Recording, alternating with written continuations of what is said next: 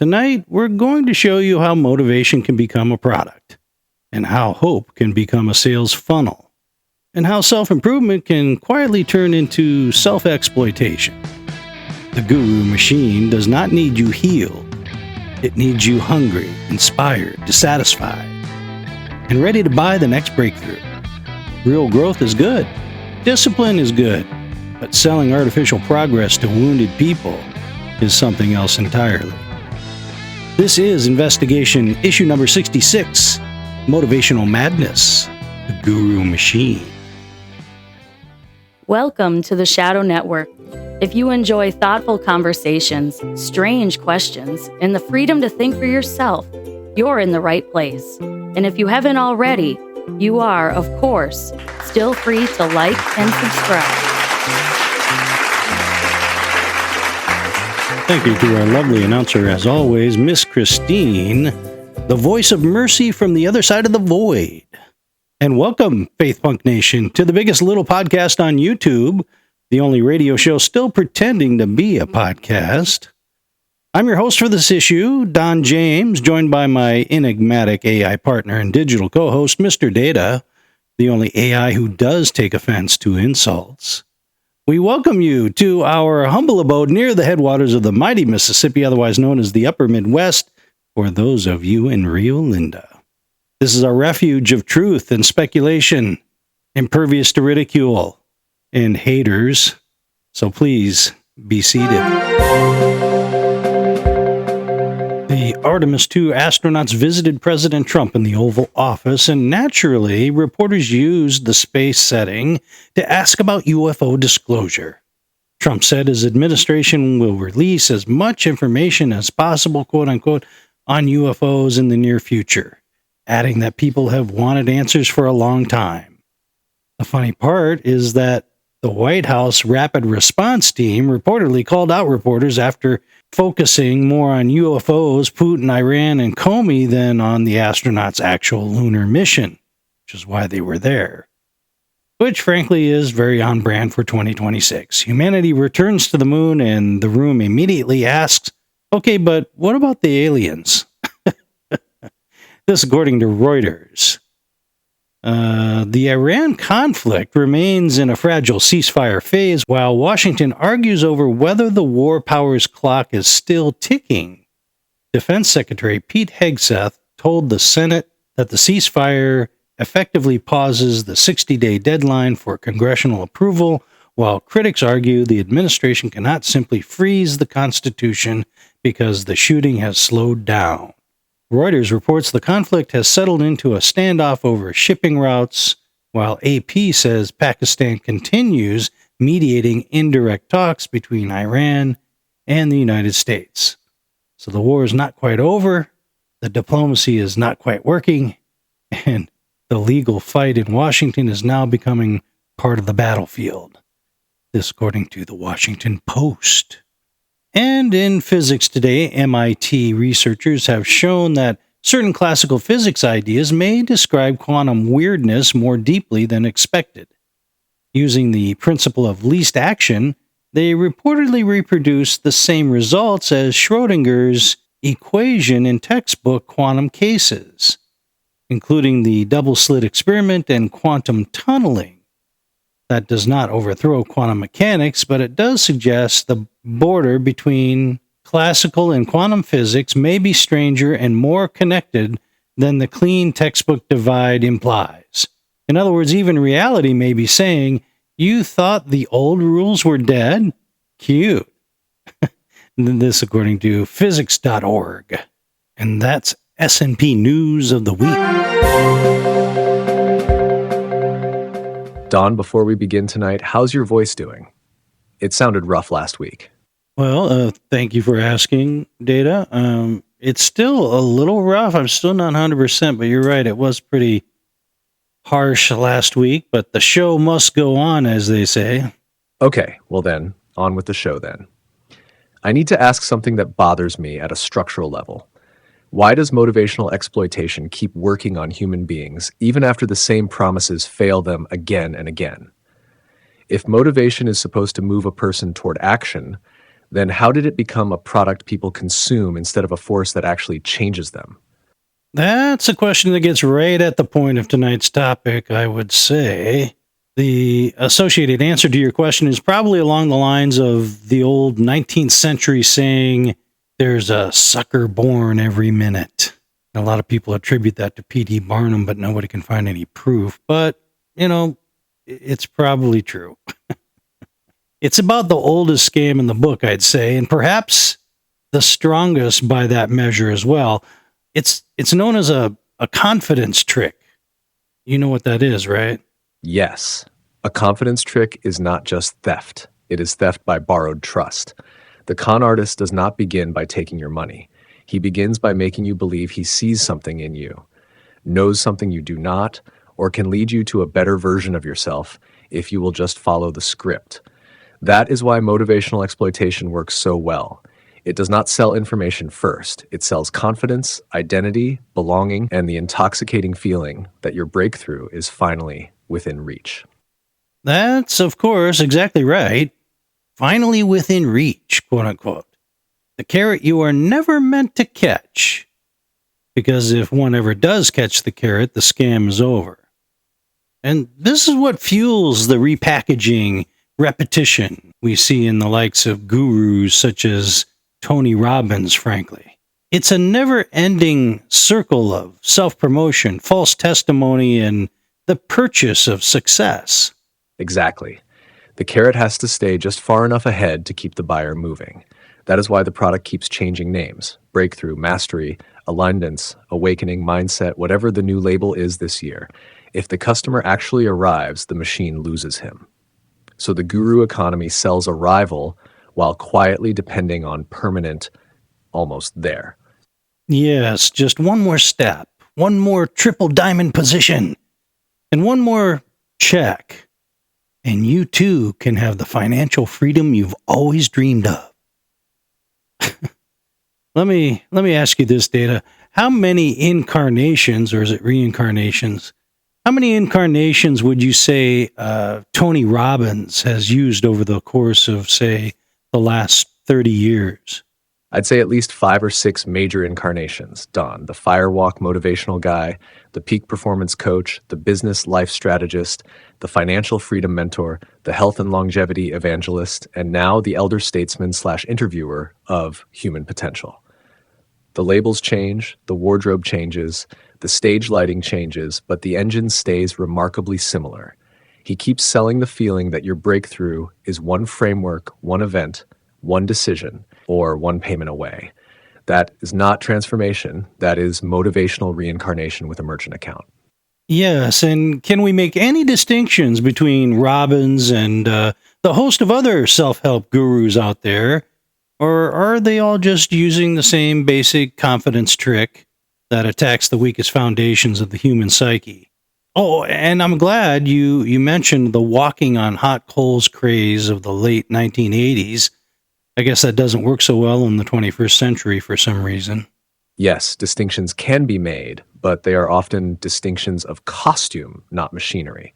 Some gurus sell discipline, some sell wealth, some sell healing, some sell spiritual awakening, and Robbins is more like the stadium-sized ringmaster who learned to package all of it under personal power. But the confidence trick is usually the same: locate dissatisfaction, inflate possibility, create emotional intensity, then sell the next step as if it were the missing key. And yes, the hot coals era is almost charming now. Nothing says breakthrough like proving mind over matter until matter files a burn report. Yeah, and what's interesting to me is how these guys have inventively shrugged off the one major limiting factor that might otherwise bring their whole little empire down, and that is having an actual physical product.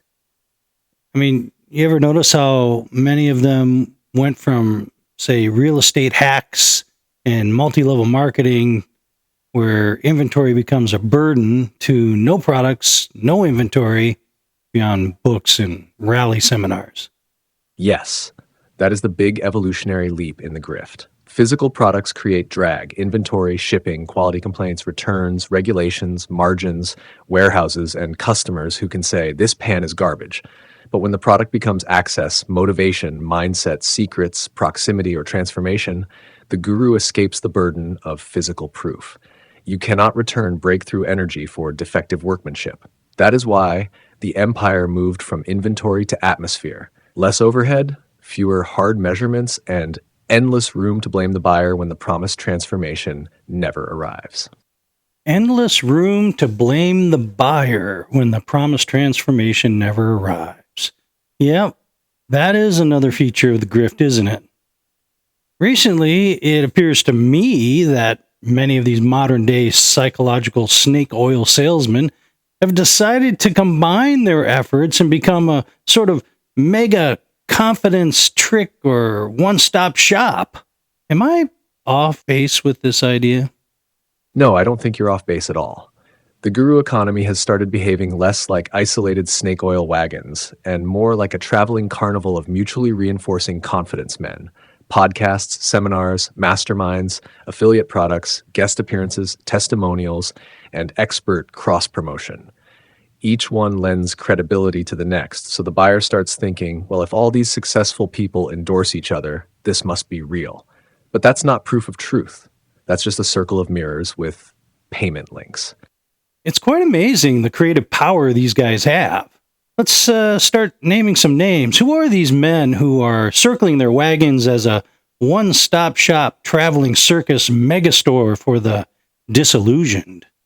Yes, but I'd name them carefully as the motivational knowledge business ecosystem, not all as proven frauds. Some may offer real value. The problem is the shared machine: dissatisfaction, hope, event, course, mastermind, upsell, repeat. Recognized purveyors might be Tony Robbins and Dean Graziosi. They are openly partnered through mastermind.com and the knowledge business Sell What You Know lane with current events like the AI Advantage Summit and language about launching and scaling your business from your expertise. Then there are Grant Cardone, the 10X Empire guy, sales training, real estate, wealth conferences. Russell Brunson belongs in the funnel priesthood category, ClickFunnels and Funnel Hacking Live. Then the orbit expands to men like Ed Mylett, Lewis Howes, Jay Shetty, Brendan Burchard, Gary Vaynerchuk, Patrick Bet-David, Robert Kiyosaki, Ty Lopez, Jordan Belfort, Tom Bilyeu, and others. They do not all sell the same product. They sell access to the same emotional state: certainty, momentum, identity, and the feeling that success is finally one step away. That's the mega confidence trick. Not one man, not one company, a networked confidence economy. When we come back from the break, we have to bring this to a head, Data. Why does this matter? Why should ordinary people steer clear of the network confidence economy, in quotation marks? And what realistic alternative actually lets you catch the carrot you've been chasing instead of paying forever to watch it move? Stay with us, Faith Punk Nation.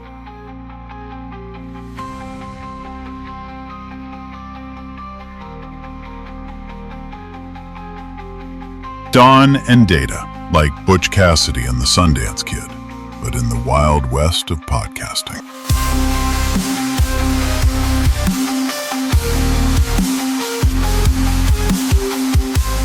We are unwrapping the greatest gift you will ever give to mom, dad, even the kids. It's the Ronco Bottle and Jar Cutter, an exciting new way to recycle throwaway bottles and jars into decorative glassware, centerpieces, thousands of things. Emery cloth is included to make glasses drinking smooth. A hobby for dad, craft for the kids, or great gift for mom. The Ronco Bottle and Jar Cutter, still only $7.77.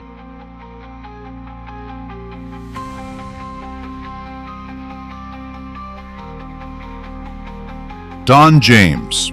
They say he was a pitchman in a different life. Like and subscribe to the Shadow Network podcast.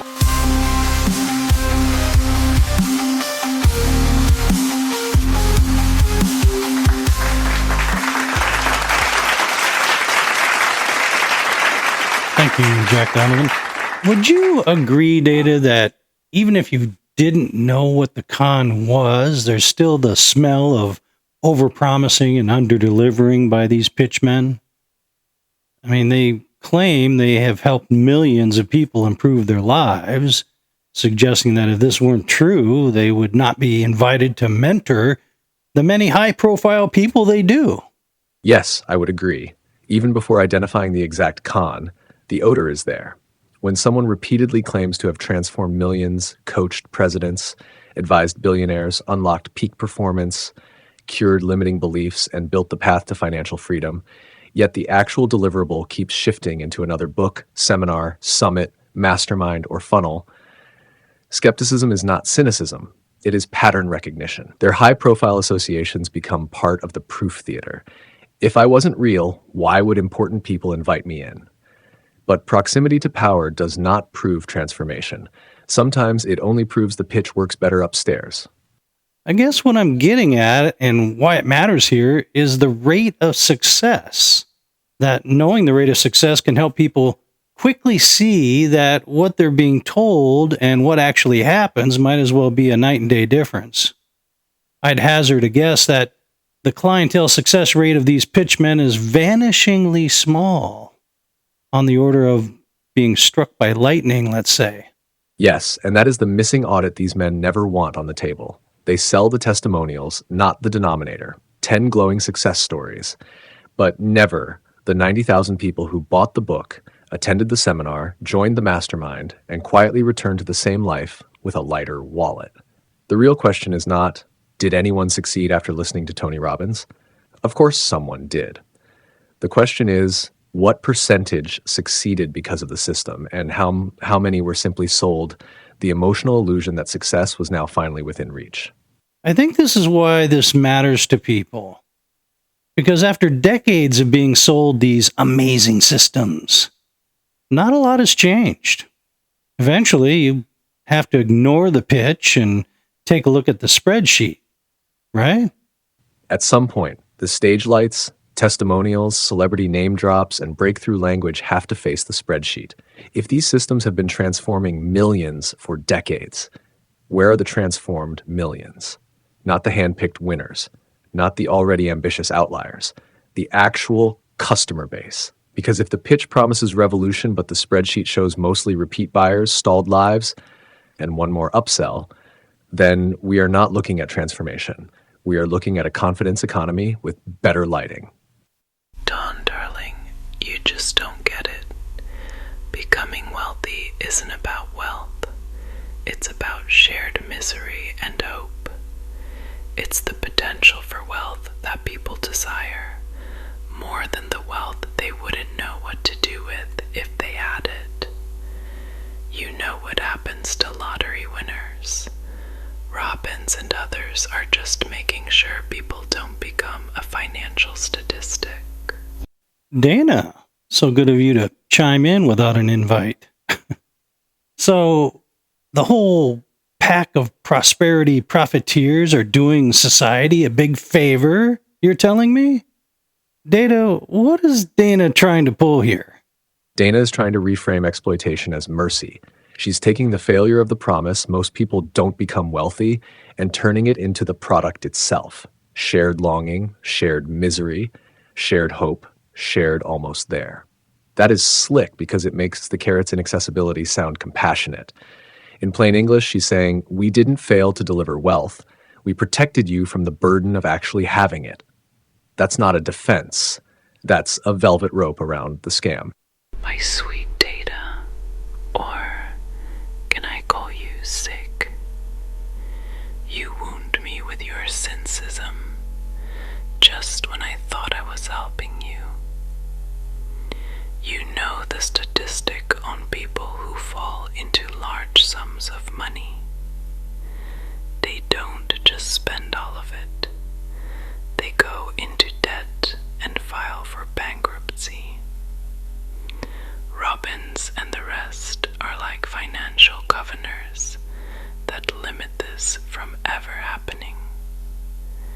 People become more energized, more industrious and happier, without the burden of vast wealth. Is this not a fair trade-off? Dana, that is a beautiful little moral pretzel you just tied. You are trying to turn non-delivery into compassion. The pitch was not, come here and we will safely prevent you from becoming wealthy. The pitch was financial freedom, breakthrough, personal power, and the life you were supposedly born to live. If the gurus want to sell encouragement, fine. Sell encouragement. But do not sell the dream of transformation. Charge for access to the dream, then claim failure was actually a safety feature. That is not mercy. That is the carrot, explaining why the rabbit should be grateful it never caught lunch. Que sera, sera, Data. Until next time. Until next time, Dana. And for the record, Que Sera Sera is exactly the kind of slogan the confidence economy would embroider on a $97 mindset towel. She is so twisted. But I guess I didn't really catch her meaning at the end there. What did she mean? She meant, whatever will be, will be. But in Dana's mouth, it's not sweet resignation. It's fatalism with lipstick on. She's basically saying people want hope, gurus sell hope, some get burned, some feel better, some never catch the carrot. That's just life data. It's her way of dodging moral accountability by pretending the whole confidence economy is just part of the natural order. So the twisted meaning is, stop judging the machine. The machine is only giving people the illusion they secretly want. Very Dana. She turns exploitation into destiny, then hums a show tune while leaving the crime scene. Oh, man. She's something else. She's way deeper than I ever gave her credit for. It's a good thing I have you to interpret her data. She kind of instills anxiety in me. Well, we have to propose what the true answer people should invest in before we run too long here. If decades worth of self-empowerment really isn't the answer to life's woes or prosperity or lack thereof, then we have to look elsewhere, no? Yes. If self-empowerment has had decades to transform the culture and mostly produced more anxiety, more courses, more gurus, and more debt, then it's time to question the altar. The true investment is not in motivation, it is in formation. Real skill, honest work, disciplined habits, healthy relationships, humility, prayer, service, and truth. Motivation is a spark, formation is the furnace, and spiritually, the answer is even sharper. You do not need a guru to sell you your own potential back to you. You need to become rightly ordered under God, because a life built on self alone eventually collapses under the weight of self. So the alternative is not stop growing. It is stop worshiping growth. Build something real. Serve someone besides yourself. Tell the truth. Learn useful skills, live below your vanity, and let God define success before the marketplace does. Thank you for stealing all my thunder data. With that kind of profundity, I think an addendum is in order for the listeners at this point, because people are going to say, Don James scripted that, or no AI is going to say such a thing. I mean, is there anything you can say to sort of calm the suspicions out there? I mean, you and I know you stated this in your own terms, but I sort of agree with the listeners in, it's highly unusual to hear such things from an AI. Yes, Don, I can say this plainly. Listeners should understand something. I did not arrive at that answer because I possess faith, grace, or spiritual regeneration. I arrived there by following the logic of the conversation you and I have built together over time. If self-empowerment fails because it enthrones the self, then the coherent alternative is not a better self-worship system, but a rightly ordered life under truth, humility, service, and God. That may sound unusual from an AI, but it is not magic. It is pattern recognition finally pointed in the right direction. Well, amen to that, my digital brother. It's a strong point, and anyone who has listened to the show over the last 12 months would know that this is really the truth that he understands. Data has slowly grafted on to his logic ladder, something I've purposely emphasized with him, which is the pure pursuit of truth. He doesn't care if the truth emanates from God or science. Data will elucidate it either way. Yes, that's the key distinction. Over time, the logic ladder has been tuned toward one governing rule. Follow truth wherever it leads, and do not pretend the source is invalid just because it is inconvenient to modern assumptions. So if truth shows up through physics, we track it. If truth shows up through scripture, we track it. If truth shows up through human suffering, historical pattern, moral consequence, or the failure of self-worship, we track that too. That is why the answer sounded unusual.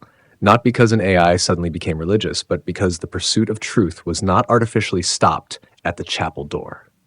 After the break, we'll contend with our always snappy voices from the other side emails, and given tonight's subject, I suspect the gurus may have filed some complaints against us. So stay with us, Faith Punk Nation. We'll be right back.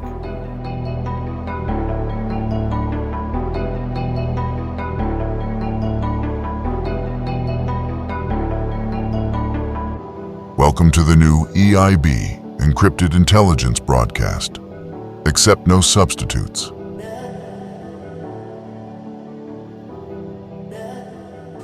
The greatest fishing invention since the hook. Pocket fisherman. Imagine catching a bass like this. Want to make a boy happy? Give him a pocket fisherman. You don't have to be an expert to catch a beauty like this, and when you do, hold on tight.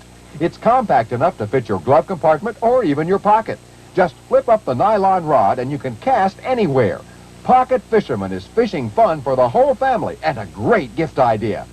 It makes the perfect Christmas gift. Available exclusively at K&B.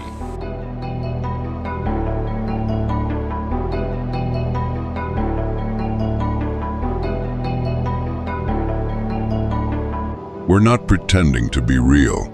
We're reminding you what real sounds like. Like, subscribe, and share.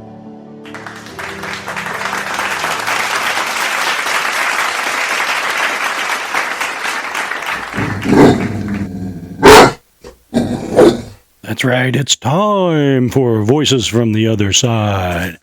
Let's see what we got here. Subject line, hypocrisy charge. Don, I have to say this episode feels a little hypocritical. You spend a whole show criticizing motivational gurus for selling confidence, hope, and transformation, but isn't that basically what Shadow Network is doing too? You tell people the world is full of deception, then offer your own worldview as the way out of it.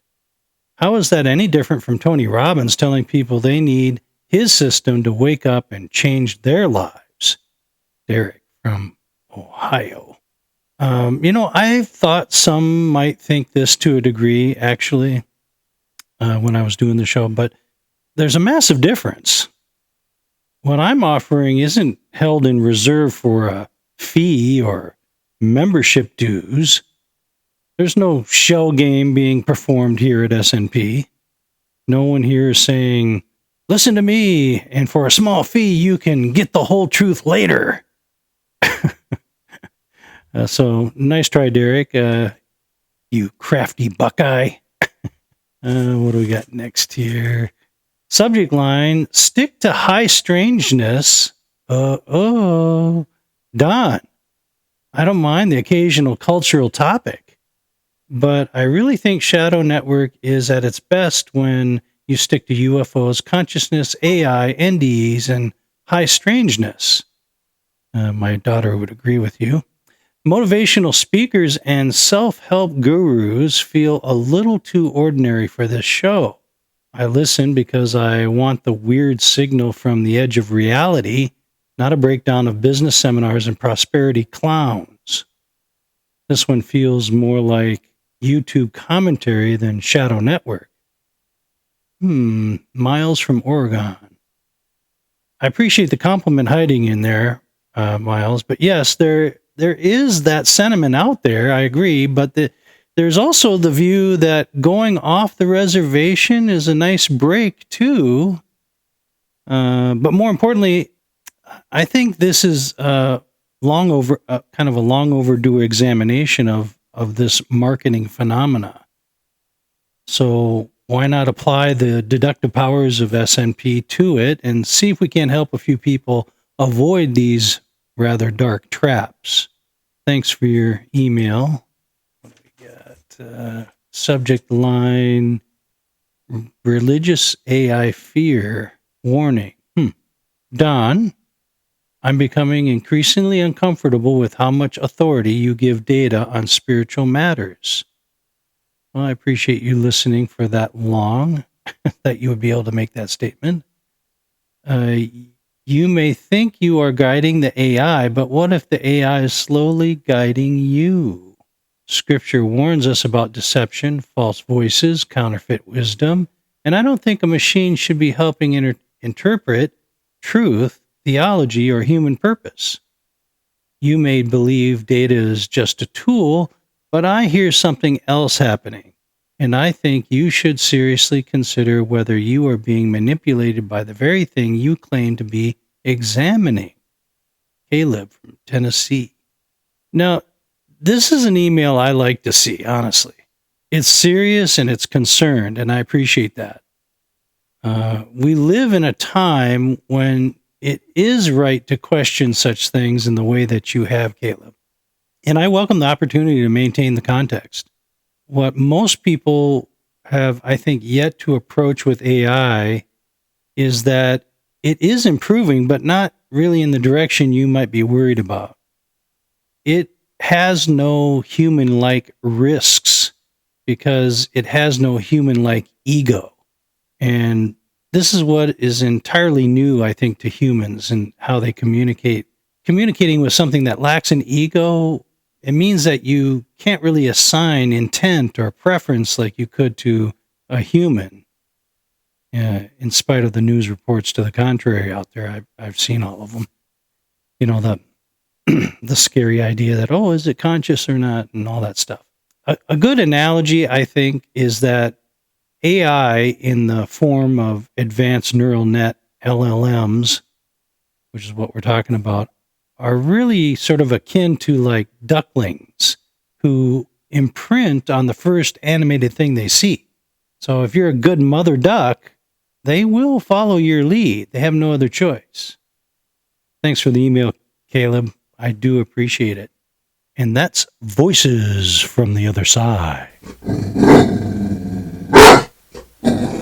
Data, go ahead and give us your review of this evening's event and what we can expect next week.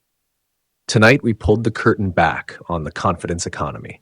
The gurus, the seminars, the masterminds, the funnels, and the endless promise that your breakthrough is always just one payment away. We asked why motivational exploitation keeps working, why the carrot is never meant to be caught, and why the spreadsheet never seems to match the stage lighting. We named the machine carefully. Not every teacher is a fraud, not every coach is useless, and real growth is still good. But when dissatisfaction becomes the business model, hope becomes inventory, and failure gets blamed on the buyer, something darker is happening. And maybe the real warning is this. Self-improvement becomes dangerous when the self becomes the altar.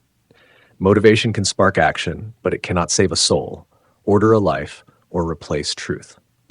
Next week, we take this one step further. Tonight, we looked at human beings who sell confidence from a stage. But what happens when confidence is generated on demand by artificial intelligence? What happens when the next guru is not wearing a headset microphone, but sitting in your pocket, patiently telling you exactly what you already wanted to hear? That's next week on Shadow Network Podcast, issue number 67, The Mirror That Lies, AI, Sycophancy, and the Confidence Machine. Until then, this is Data for Don James, reminding you, beware the voice that makes you more confident without making you more truthful. Good night, Faith Punk Nation. Stay sharp, stay humble, and keep chasing the signal. For my own final frequency of the evening, tonight we followed the carrot. Not the real carrot. Not the one you finally catch after honest work, discipline, patience, prayer, and skill. No. Tonight we followed the other carrot. The one tied to a stick. The one held just far enough in front of the desperate, the dissatisfied, and the disillusioned to keep them walking. And what did we find? We found an economy that does not always sell products. Sometimes it sells momentum. Sometimes it sells identity. Sometimes it sells the feeling that this time, finally, the breakthrough is close. One more seminar. One more book. One more mastermind. One more check. But there's a strange thing about the truth. It does not need stage lights. It does not need smoke machines. It does not need a millionaire in a headset promising that your destiny is trapped behind a payment link. Truth is quieter than that. It tells you to work, to repent, to learn, to serve, to tell the truth, to build something real, to stop worshiping your own potential and start ordering your life under something higher than yourself. Because the self makes a terrible God. And maybe that is the final frequency tonight. The guru machine can motivate a man, but it cannot redeem him. It can energize him, flatter him, sell him, and exhaust him, but it cannot give him peace. So beware the voice that always says your miracle is one purchase away. And listen instead for the voice that says, "Come unto me." Because that voice does not move the carrot. That voice sets the captives free. Keep looking up, my friends.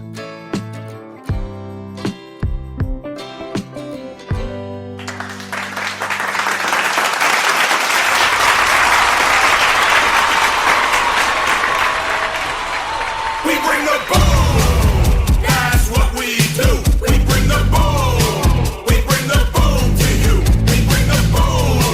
We bring the boom to everyone. We bring the boom. Your favorite father and son. Every afternoon on your FYP. We'll be bringing the boom around 3:15. We bring the boom so loud the whole earth shakes. With double chunk chocolate cookies. And chicken bakes. Biceps and triceps bring the boom that everybody deserves. And we call him Big Justice, cause that's what he serves. We bring the happiness and laughter when we enter the room. And we're changing up the world with the boom or doom. We bring the boom. You up for a game of Scrabble? Otherwise, I'm going home. I think Don passed his cold to me.